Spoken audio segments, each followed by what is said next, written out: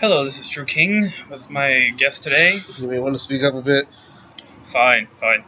Hello, this is Drew King. Was my special guest here, My name is Juan Flores. and today we'll be talking to you about our personal favorite subjects. Eventually, peer on whatever subject we ever talk about, anime. So, As start off, at least say what our favorite animes are. As Flores, well, you can say he's enjoyment of classic animes, well written, and have soul. I'm not very picky when it comes to anime, but like to say top favorite animes, like I really can't pick. But here's like a good example. Like number 3 would be Bacano. Freaking love Bacano. It's one of the most underrated animes out there. It needs love. There's a lot of underrated animes, trust me. Bacano's one of them. Have you seen it? No. I need to show you that. I'm being serious. I can look it up about, 10 minutes later? Yeah. What else? I'm a huge fan of Big O. Big O is my first anime I've ever seen when I was a kid. I remember Big O. It was interesting as hell. Like, it's just some mystery that I really want to finish to the end. Yeah. I finished. It wasn't like it only lasted like 2 seasons, but it took like about a big old gap and a break when Adult Swim kicked in. Yeah. And they brought the show back when they showed season 2. I never really understood Adult Swim in the beginning. Uh, Actually, it's one of the first startups when I found out about Fully Cooley. Yeah. And Toonami was actually the basis of what I started on. Since, again, a lot of you probably started on Toonami because it showed animes that were really popular, but that were popular in Japan at some point. Yeah, it's sort of kid oriented because anime didn't show on Toonami like about a good year when everything was kicking in. But shoot, I forgot I lost my train of thought. Oh no, Adult Swim showed anime about a full year when Adult Swim was like got its region and started showing shows. Toonami it showed anime, but like kid shows, like kid oriented shows, like Dragon Ball Z. Well, censored. Right, the censor. Well, all of you know the censorship rule. If it shows blood, gore, sex, or other, it will not be shown. Yeah. Or cut due to time. Just make time. What? Yeah. Cut son of a bitch. Yeah. Cut due to time. Cut due to time. Very well. Yeah. And then Adult Swim started introducing a lot more adult-oriented animes. Like, what was the first one? Like Trigun. That was actually interesting. Yeah, they showed Trigun first. Trigun, Ghost in the Shell, Cowboy Bebop. Oh my god. No, Ed. For a while I thought it was a guy. Ed? Yes, I honestly thought she was a guy for a while. Like, it just had short hair. It's like I wasn't really used to the girl looking like the trap. Yeah. Like our friend Gilbert is at times as he wears women's clothing and a wig. But other than that, yeah, I kind of thought she was a guy for a while until they said girl, and I eventually found hentai on there. That explains most of it. And the last one was another one. Oh, Lupin the Third, when they showed it in 2003. Goddamn. I love that show. I am legitimately a big fan of Lupin the Third. He is more than a fan. He is something who would marry it. If he had a choice, he would marry Lupin the Third series all over again. Oh my god, I'm looking forward to the new series. This coming, I think by the end of this month. Because they announced a 4th TV series. Really now? Yeah, out of like 30 years, the shows hasn't been on. Good God. Yeah, it still holds up today. It still has TV specials. They recently came out with like two new movies, an animation movie with Detective Conan, and the live action movie. Yeah, the live action was okay. It kept to the anime. It didn't change anything. Oh. Well, for my 3 picks were for the pick in the funny department, if you just want to see some crazy shit and just random bullshit, or not bullshit, but random type of anime, check out Bobobo. That that was more ridiculous than you could ever figure out. You couldn't really understand the plot if you couldn't, like our friend Tony did, which it's just straight on random ridiculousness. It was weird. Yes, it I was. loved it. A lot of people loved it.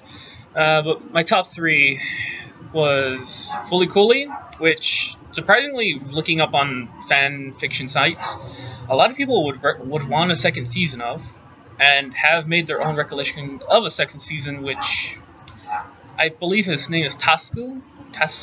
I can't pronounce it anymore. On fanfiction.com? Yeah, they pretty much made him somewhat more knowledgeable about NO and all this other crap, and give you information what the fuck it's about, instead of like the 6 episodes that give you some random ass information and just leave you there hanging with your dick in your hand.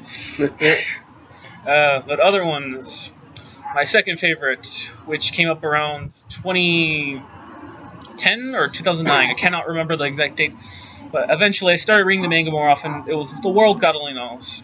People enjoy love, fantasy, and harems. I recommend you watch this. You have not known the devil so cute as Elsie. You have to admit that, Flores. Yeah. But so far, I've finished the entire manga. It's pretty well written, a good ending, which surprised the hell out of me. Figuring out that if Flores, I recommend. Spoiler alert, by the way. I recommend you read it, because the biggest fucking turnabout in the entire thing, how it all started and how it all ended. I'm thinking that, no spoiler alert. This is a spoiler alert, by the way. Oh. Apparently, at the end, Elsie was actually a fucking goddess, demon. I don't know what the hell. I was understanding less and less what the hell she was. The more I read it, that she became some type of ultimate power in this entire World of Gallimore series that actually started this entire thing from the beginning and had her memory erased, which was like, what the fuck? Other than what Flores realized when he finished the entire Bioshock series. We'll talk about that. When, I guess spoiler alert again. Yes. You find out that Booker was Comstock all along. Elizabeth apparently started the whole franchise from the very beginning of the first Bioshock, providing, what was the name, Atlas?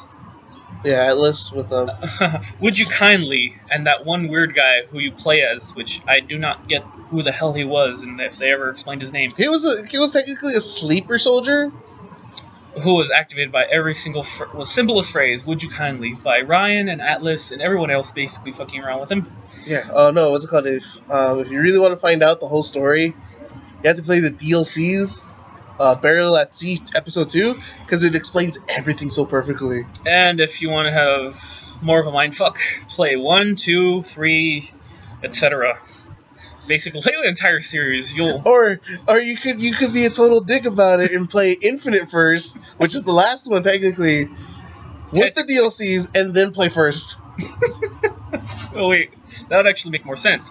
But other than that, okay, I already explained my second most favorite, which is World God Only Knows.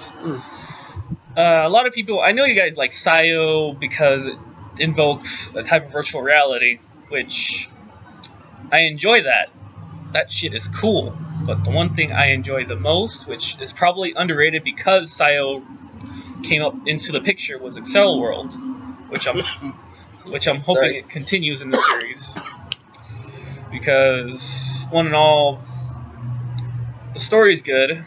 The way they enter the game is just crazy. And the battle sequences and the actual art texture of Japan just suddenly turning into some wasteland, some green area, some really mountain area, depending on what type of area they're in, really explains to me that maybe in the future gaming could go this far, where you can actually feel the environment, see everything just so lifelike and it's wonderful and shit. Oh god. Games like Sword Art Online, Excel World, and No Game No Life. Oh, starting to get No Game No Life was actually just an anime. They weren't really a game. It was just some type of logical thing. But hoping for a second season to come out soon. If it is, I'm waiting for it. Uh, I don't know, like technology right now is starting to get to the point where it's like it's starting to become that kind of stuff. there's self-driving cars, that Google Glass shit, which apparently costs like $500, 200 give or take.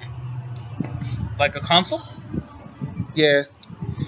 Makes I it, mean, you have to because you have to connect to yeah, like the internet. 4G. Yeah. Although I actually wonder, could you actually uplink your headset to a freaking console, actual console, computer, laptop, whatever shit you have, and do that? Actually play a game like that using the whole Google process. I don't know, but they already have like the Oculus Rift I know, and but stuff. I would like to do stuff other than Oculus Rift, something that provides more span. Because, like I explained, Star Worlds, it's not like Sayo. Sayo, you put on a freaking helmet. You feel everything. Yeah, you feel pain. You feel your arm getting chopped off by the guy with the sword. But although Excel World actually makes it go a bit further, you're technically decapitating your opponent, slicing to bits. I recommend you watch it at least, because it's not some freaky headset entire deal, but it's just like some neck piece that just takes you to the virtual world if you want. You can sit down, be in the toilet if you want. It's the first episode. Like, I'm pretty sure in a few years, well, not a few years ago, like a good decade, I'm pretty sure technology is going to reach to that point where it's like, instead of 4D, or no, instead of 3D anime, 3D gaming, it's going to be 4D gaming, where you're actually going to be able to like, smell everything or feel everything. Or in some games, sexually heightened capabilities. Stuff that exists. No, porno doesn't count. But those Oculus Rift portals are weird. yeah. I try. It's just nothing but POVs. See, It makes sense. it just makes a point of view, not the actual full-on three-dimensional type of area. But other than that, yeah, that's what I hope to expect at least the decade or the 5 years since we have the Google shit and eventually game companies Yeah, will actually want to make money off of that by adding it onto their consoles or just turning that into their console specifically. yeah.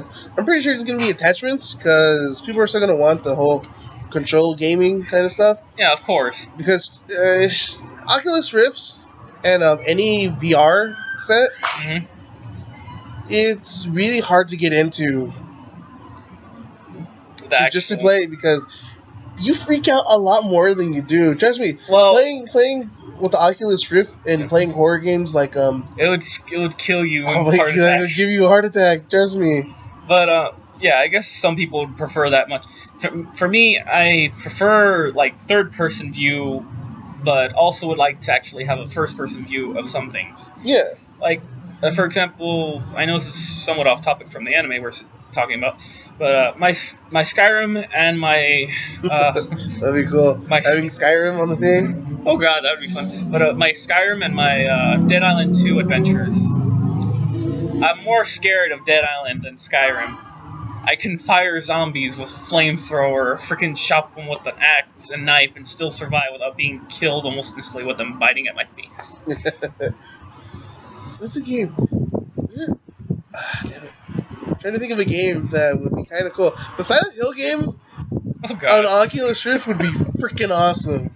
That would be awesome. That would be freaking awesome. All like one through Homecoming. I don't care about Homecoming. I don't get why people say it's a bad game. It's still a Silent Hill game. You know, some people like to judge it here and there. Yeah. Like, I can see why people don't like it, but I don't see the huge complaint about calling it a bad game. It's a Silent Hill game. Get over it.